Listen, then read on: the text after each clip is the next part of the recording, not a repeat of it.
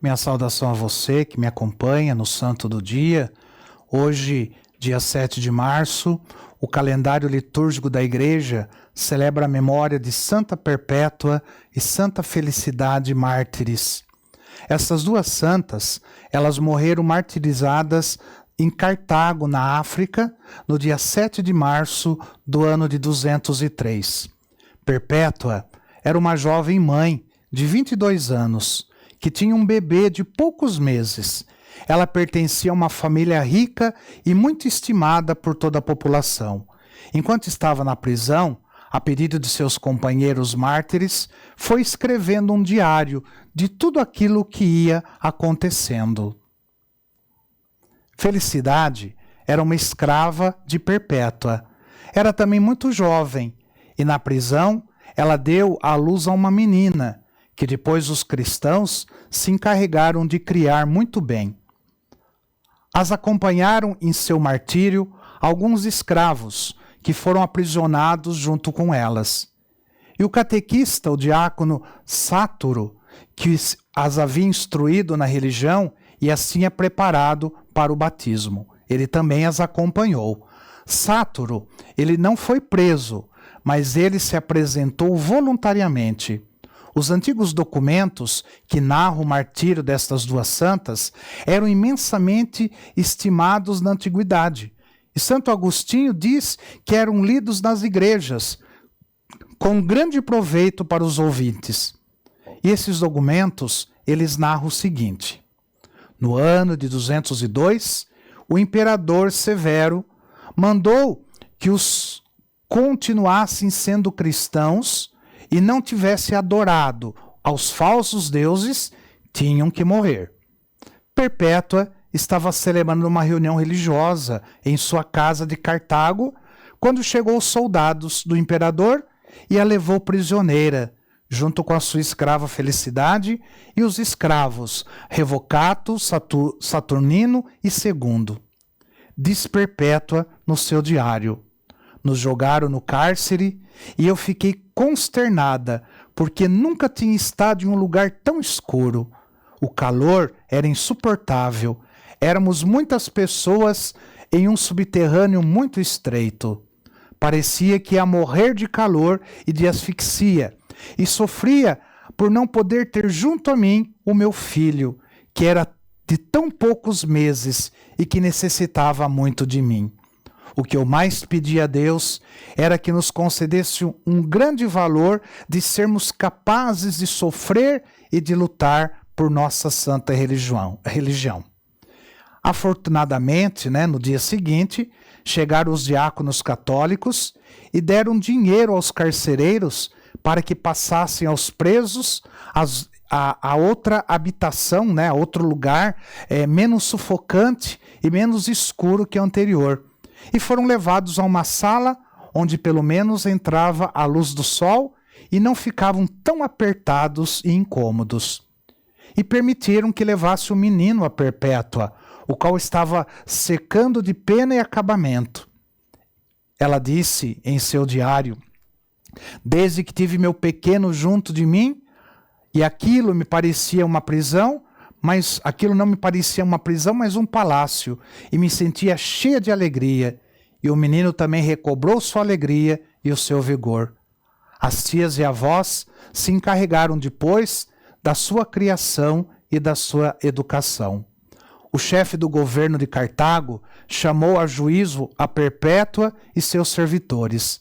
Na noite anterior, Perpétua teve uma visão, na qual foi dito que teriam que subir por uma escada cheia de sofrimentos, mas que no final de tão dolorosa pendente estava um paraíso eterno que lhe esperava.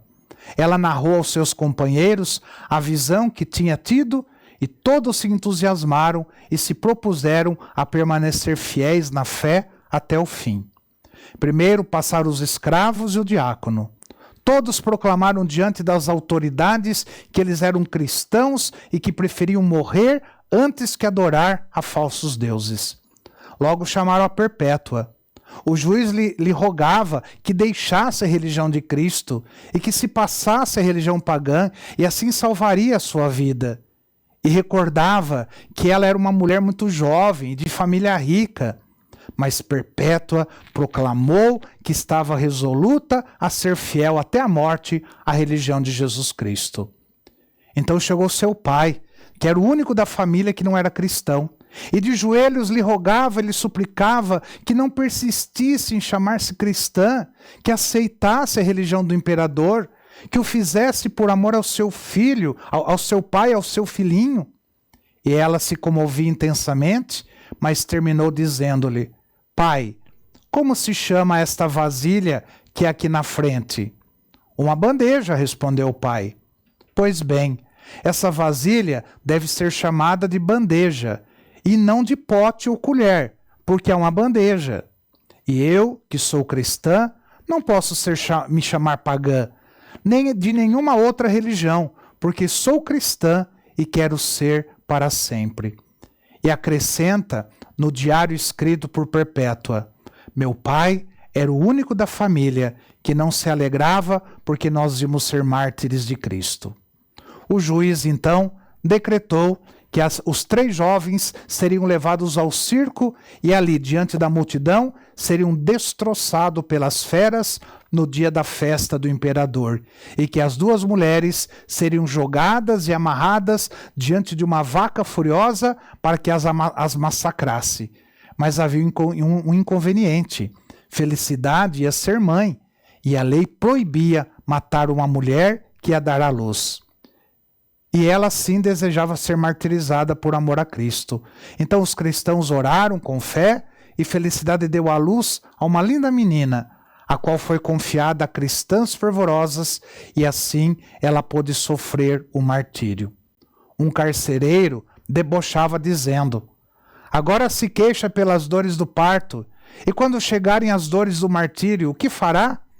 Ela respondeu-lhe: agora sou fraca, porque sofro a minha pobre natureza, mas quando chegar do martírio, a graça de Deus me acompanhará e me encherá de força. Os escravos foram jogados às feras, que os destroçaram, e eles derramaram, assim, valentemente seu sangue por nossa religião. O diácono Sátoro, ele tinha conseguido converter ao cristianismo a um dos carcereiros chamado Prudente, e disse-lhe: para que vejas que Cristo sim é Deus, te anuncio que serei jogado a um urso feroz, e essa fera não me causará dano algum. E assim sucedeu. O amarraram e o aproximaram da jaula de um urso muito agressivo. O feroz animal não quis fazer-lhe nenhum dano, e ao contrário, deu uma tremenda mordida no domador, que tratava de fazer com que se levantasse contra o santo diácono. Então, soltaram um leopardo, e este, com uma dentada, destroçou Sátoro. Quando o diácono estava moribundo, untou com seu sangue um anel e o colocou no dedo de Prudente, e este aceitou definitivamente tornar-se cristão. Perpétua e Felicidade foram envolvidas dentro de uma malha e as colocaram na metade da praça e soltaram uma vaca bravíssima, a qual as chifrou sem misericórdia. Perpétua unicamente se preocupava por ir arrumando a roupa de maneira que não desse escândalo a ninguém por parecer pouco coberta, e arrumava também os cabelos para não parecer despenteada como uma chorona pagã. As pessoas emocionadas ao ver a valentia destas 2 jovens mães, pediu que as tirassem pela porta onde saíam os gladiadores vitoriosos. Perpétua, como voltando de um êxtase, perguntou: e onde está a tal vaca que ia me atacar? Mas logo esse povo cruel pediu que voltasse a trazê-las e que a cortassem-lhe a cabeça diante de todos. E ao saber dessa notícia, as 2 jovens valentes se abraçaram emocionadas e voltaram à praça. Felicidade teve a cabeça cortada com a machadada, mas o carrasco, que tinha que matar Perpétua, estava muito nervoso e errou o golpe. Perpétua, então, deu um grito de dor, mas estendeu bem a cabeça sobre o cepo e indicou ao carrasco com a mão o lugar preciso de seu pescoço onde devia dar a machadada. Assim, esta mulher valorosa até o último momento demonstrou que se morria mártir era por sua própria vontade e não com toda a generosidade. Essas duas mulheres, uma rica e instruída e a outra humilde e simples serva, jovens esposas e mães, que na flor da vida preferiram renunciar às alegrias de um lar com tal de permanecer fiéis à religião de Jesus Cristo. O que nos ensinam? Sacrificaram um meio século que poderia restar-lhe de vida nesta terra e estão há mais de 17 séculos gozando o paraíso eterno.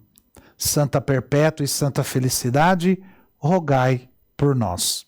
Que o Senhor te abençoe, em nome do Pai, do Filho e do Espírito Santo. Amém.